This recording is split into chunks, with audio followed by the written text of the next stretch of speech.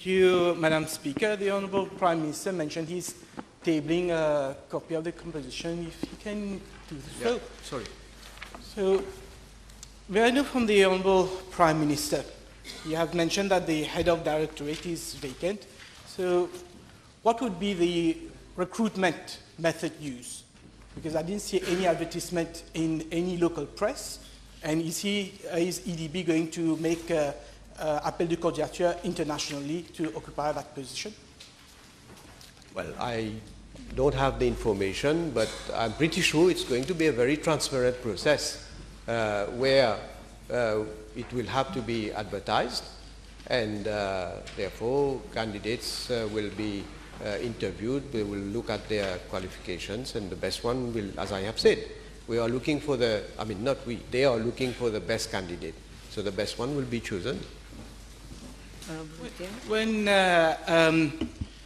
presenting the bill in Parliament, the Honourable Prime Minister stated that the Economic Development Board was supposed to replace the Ministry for the people in the Department of Economic Development and Planning, which, I quote, he said, "I would not say it has not worked at all, but has not delivered up to the level that government has wished." So this was a criticism that the Honourable Prime Minister said about the current situation at the level of his ministry. So may I know from the Honourable Prime Minister whether he is now satisfied that this directorate is delivering strategic advice to a level that the government has reached? Well, let me, because I have now been informed that the advertisement has been made in the local press as well as internationally for the recruitment of the head of that unit.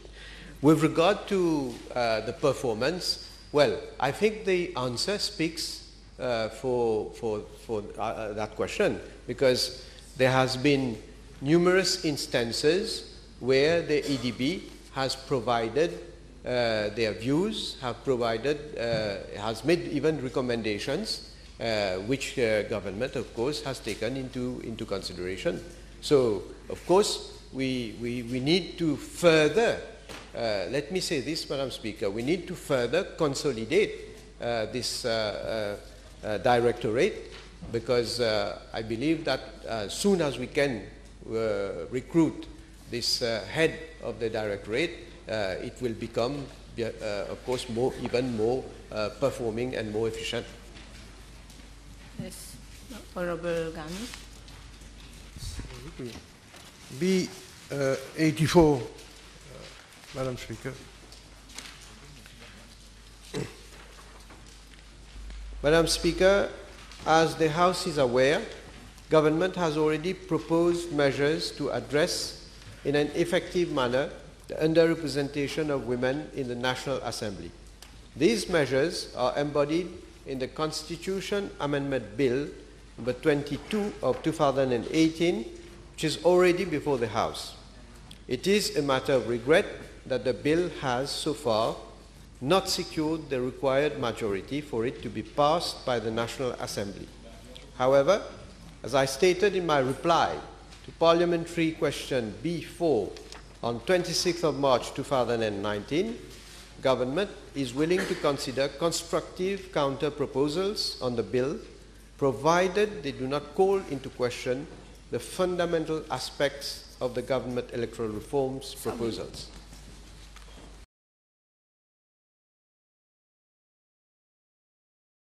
Thank you, Madam Speaker. The Honourable Minister keep referring to investors have been paid. And from the Honourable Minister, were these investors paid 100% of their investment? Were they given options? Were they forced to accept discounts? If you're able to tell us what is the percentage of people who were not paid in full, they have been paid only 80% or less. Madam Speaker, on many occasions, I've given full details about the scheme, the proposal which government came up in an attempt to alleviate the plight of so many investors who wouldn't have been paid a penny if we apply common sense and normal rule. the government has made an effort, an exceptional effort, and as mentioned in my reply, we have disbursed around 17 billion rupees to compensate those people. Invitations were made to all the policyholders, all the investors, Supergas Bagol and Brema Asset Management. And approximately, if my mind does fail, we have paid more than 99%. There's only a few who didn't take advantage of the proposal. So it was voluntary for those who didn't take advantage to come up.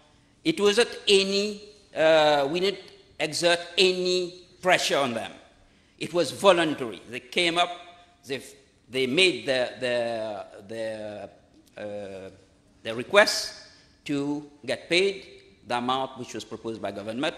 There hasn't been any pressure. It was voluntary, and I'm happy that today, such a problem of such huge magnitude, we have more or less handled it, and the clients, the investors have been paid. I think it's a big achievement for this government.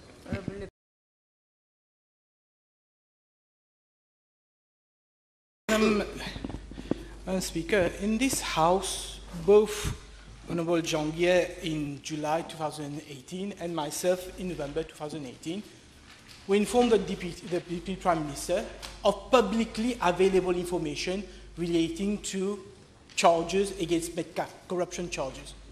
But in this very House, the Honorable DPM defended Medca. So now, in the light of the IRP decision, would the Honorable Deputy Prime Minister take up the matter with CWE and find out why this person, which was overtly disqualified, is allowed still to delay the process of revaluation? The matter with CWE, CPB. I can't take any matter with CPB. I have the independent review panel has made the comments and it has ordered the bids to be reevaluated. CPB is, I'm sure, aware of all these facts which were before the IRP. And I can't do more than that. In his answer to PQ 1166 on the 4th of December 2018, the Honorable Deputy Prime Minister mentioned that the cost of the project would be 6.9 billion rupees. And from the Honorable Deputy Prime Minister, has he now been able to secure, has CEB now been able to secure the financing to go ahead with this project? Well, if a question is asked on the figures, I will prepare myself. But 6.9 is not for that part of the project before the CPB. I'm not, I think, but well, please, I'm talking of, out of memory. I believe the figure was 3.5, but I'm not too sure. I can't go into a debate on this because that doesn't arise out of the question. Okay, I beg to differ. The Honourable Deputy Prime Minister just said that despite the decision of the IRP, the Central Procurement Board is going on with the evaluation process. So I'm asking the Deputy Prime Minister, and he answered, he told us himself, 6.5. It's in Hansard. This is the figure he said, 6.9 billion. And he said that proprietary funds would be 3.1 billion from Central Electricity Board proprietary fund.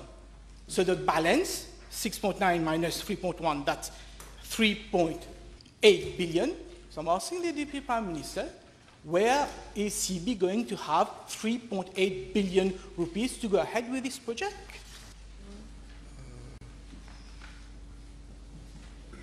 First of all,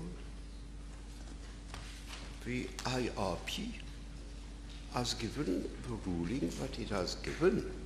Now, 6.9 million was the cost estimate for the whole project, that is, the two phases. We are not talking of these two phases. We're talking of phase one. So, but let us stick to the question and not go into the cost estimates.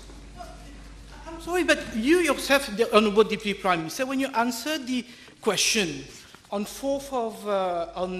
27th November 2018, you mentioned that the award was for both phase 1 and phase 2. And in fact, I asked a supplementary question and said, why are we also awarding phase 2 when we have not taken a decision whether to go ahead with LNG? So now you're saying to this House that what you said in November 2018 was wrong? I'm not saying any such thing. I'm just saying that it does not arise out of the question and that I do not have the facts available in front of me to be able to answer this question. This is not cross-examination, this is parliamentary question.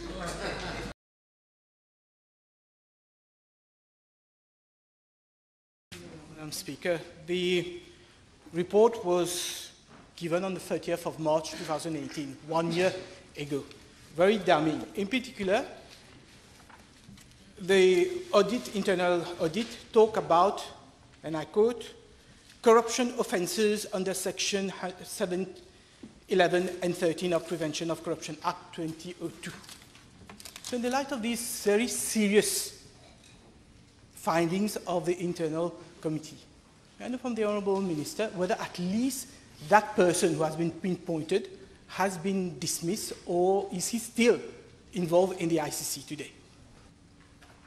Madam Speaker, upon receipt of the report, I gave clear instruction to my permanent secretary and also to the officers of the Ministry of Finance that whenever and in case there is any suspected offence, to refer the matter to the competent authorities. But at the same time, I wish to point out that insofar as this officer is concerned, in November 2017, the issue was raised at the level of the board and a warning was given to that officer. But nevertheless, this has been my clear instruction: whenever there is a suspected case of criminal offence, this should be fully investigated and whatever action needs to be taken should be taken. But I must also add that after the receipt of the internal audit report, there have been regular meetings between officials of my ministry, the internal control officers, and the ICC to ensure that whatever appears in the internal report is being looked into and to see how things have been and to ask explanation from whoever is needed. I beg to differ with the Honourable Minister. The ICC cannot give warning. This is a police case. The ICC has to refer whatever recommendation, whatever finding has been made in that audit to the investigation, to the police, to ICAC, to whoever. They cannot themselves decide to give a warning and cover up for the criminal conduct of staff of the ICC. Madam Speaker, it was up to the board to take necessary action in the light of the audit report. And of course, if the the board, after hearing explanation, finds that there is need to pursue further, it was up to the board to do so. And this has been reported to the board, and the board also, for explanation, in the light of the explanation, gave a warning. This is how the things went on. Has the Honourable Minister taken into consideration the recommendation of that internal audit committee at page 18? And I read, based on the above summarized finding, it is recommended that the organization of Hajj be shifted to another institution to safeguard the welfare of the pilgrims and to properly organize and coordinate Hajj activities. So in light of this recommendation, may I know from the Honourable Minister whether the government has taken a decision to take away the organization of Hajj from ICC and give it to a new body which will be free from political interference? Madam Speaker, the internal control report was designed for the was an internal exercise designed for the consumption of the ministry. And I don't know to what report the Honourable Member is referring to. And it is a fact that there are various recommendations within the report given by the internal control, and we are working on each and every recommendations. There are certain recommendations where administrative action should be taken. There are others where we are trying to find other means to improve the system. And of course, there are other recommendations which are policy decisions, and this will be taken up at different levels depending upon the recommendation which has been made. Next question.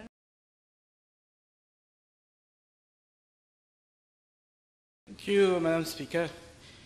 I know from the Honourable Minister, he mentioned that recruitment, advertisement was done for the post of Assistant Director. My question is, was there any advertisement for the post of General Counsel at the Financial Services Commission? Well, what I understand is the person is responsible for the legal cluster, whether you call it General Counsel or you call it Assistant Director. The post is, she is responsible for the legal cluster. Honourable Minister, is he aware that there was and still is a legal department in the FSC headed by a head of legal? And now that person has been appointed General Counsel and head the legal department. And there was no advertisement for the post of General Counsel. So may I appeal to him, why is it that it is not the head of legal that has been appointed General Counsel? Madam Speaker, the board, in its wisdom, I suppose they have taken the decision to appoint somebody to head the legal cluster. And I trust their wisdom. Madam Speaker, there is a lot of people in FSC and outside the FSC who would have loved to become General Counsel of FSC, which is a very prestigious, high-earning position. May I ask the Honourable Minister to query with the FSC and find out why was the appointment of a General Counsel done in catimini behind the back of all eligible candidates in the FSC and outside the FSC? I do not agree, Madam Speaker, that this appointment was done in catimini. I mentioned in the first paragraph that FSC embarked on a capacity building exercise, and the board has made it a point to choose the best candidate. And I suppose the best candidate has been offered the position.